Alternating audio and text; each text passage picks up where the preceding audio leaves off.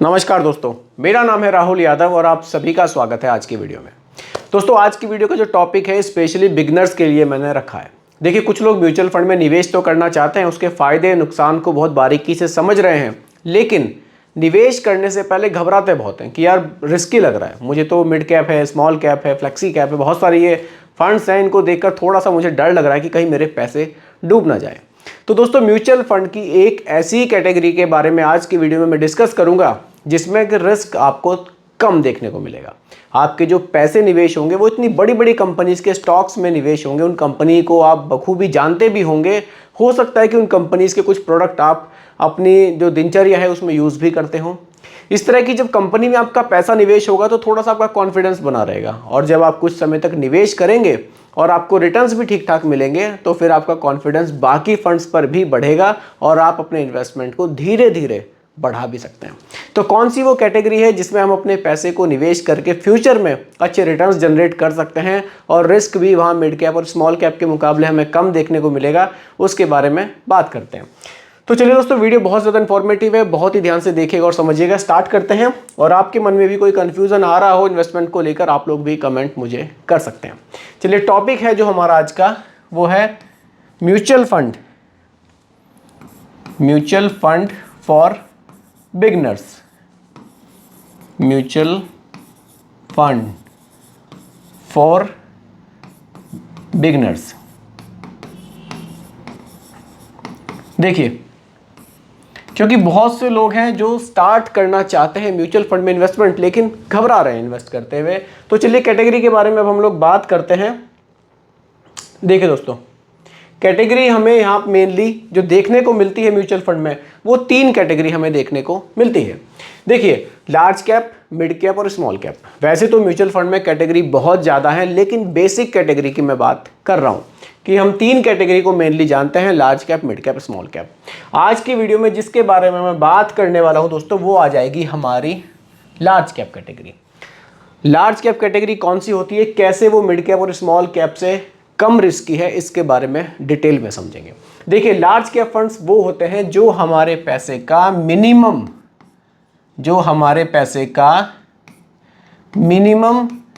80% जो हिस्सा होगा, 80% जो हिस्सा होगा वो इंडिया की टॉप 100 कंपनीज में निवेश करेंगे। कहाँ निवेश करेंगे, यहाँ मैं लिख देता हूँ, टॉप 100 कंपनीज में हमारा पैसा ये निवेश करते हैं। कितना, मिनिमम 80%। तो जब इंडिया की टॉप 100 कंपनीज में आपका 80% पैसा निवेश हो जाएगा तो रिस्क देखिए ऑटोमेटिकली घट जाएगा।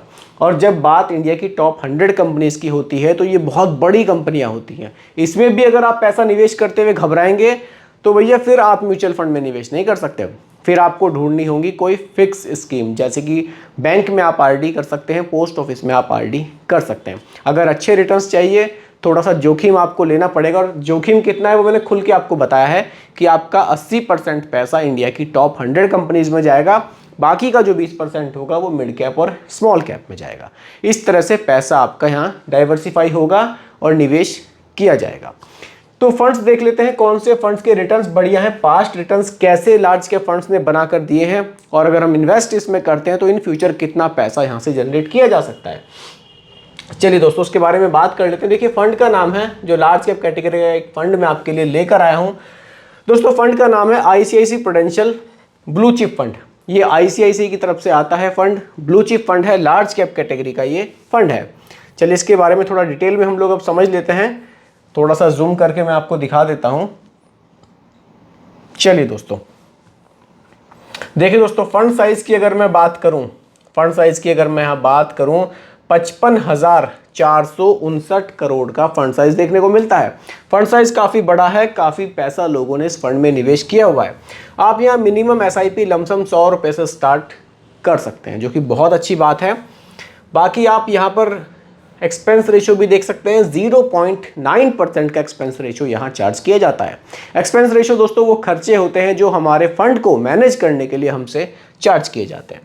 चलिए आगे बढ़ते हैं, फंड के बारे में फुल डिटेल समझेंगे, कोई कंफ्यूजन बचना नहीं चाहिए। देखिए, यहाँ डाइवर्सिफिकेशन को भी मैं आपको थोड़ा सा जूम करके ज़रूर दिखाना चाहूँगा। देखिए, लार्ज कैप यानी कि इंडिया की टॉप 100 कंपनीज। यहाँ पैसा कितना निवेश किया जा रहा है? 82.6% पैसा। मिड कैप वो कंपनियां जो रैंकिंग वाइज 101 से लेकर 250 तक आएगी, वहां आपका 8.9% और बाकी स्मॉल कैप में बिल्कुल ना के बराबर निवेश किया जा रहा है, केवल 0.8%। स्मॉल कैप जो सबसे ज़्यादा रिस्की कैटेगरी है, सबसे ज़्यादा वोलेटाइल है, वहां आपका निवेश बिल्कुल ना के बराबर किया जा रहा है। इसीलिए ये फंड मैं आपके लिए लेकर आया हूँ, बिगनर्स के लिए लेकर आया हूँ जो बहुत ज़्यादा घबराते हैं। इसमें निवेश करेंगे तो थोड़ा कॉन्फिडेंस उनका बढ़ेगा, लेकिन ऐसा नहीं है कि सेफ है तो रिटर्न्स बहुत कम है। रिटर्न्स भी काफ़ी बेहतरीन है इस फंड के। चलिए रिटर्न्स पर आते हैं। पहले आप थोड़ा सा देख लीजिए कि हमारे पैसे को किन कैटेगरीज में निवेश किया जा रहा है। देखिए किन सेक्टर्स में पैसे को निवेश किया जा रहा है, ये भी जानना हमारे लिए बहुत ज़रूरी हो जाता है। फाइनेंशियल सर्विसेज में, एनर्जी में, इंडस्ट्रियल में, बेसिक मटेरियल में, हेल्थ में, कुछ इस तरह के सेक्टर्स में हमारे पैसे को निवेश किया जा रहा है। तो सेक्टर एलोकेशन भी काफ़ी ज़बरदस्त हमें इस फंड में देखने को मिल जाता है। देखिए अगर मैं यहाँ रिटर्न्स की बात करूँ डायरेक्टली, आप टॉप होल्डिंग्स भी देख सकते हैं। वैसे कौन सी कंपनियाँ हैं, मैंने आपको कहा था कि कंपनियाँ बहुत बड़ी बड़ी आपको देखने को मिलती हैं, आप कंपनी वाइज होल्डिंग्स को भी देख सकते हैं।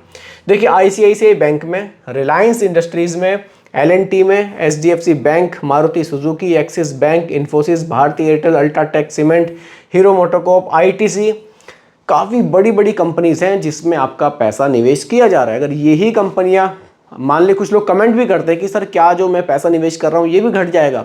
देखिए अगर ये कंपनियां दिवालिया हो जाती हैं तो आपका पैसा घटेगा, लेकिन क्या आपको लगता है कि इतनी बड़ी बड़ी कंपनियां दिवालिया हो सकती हैं?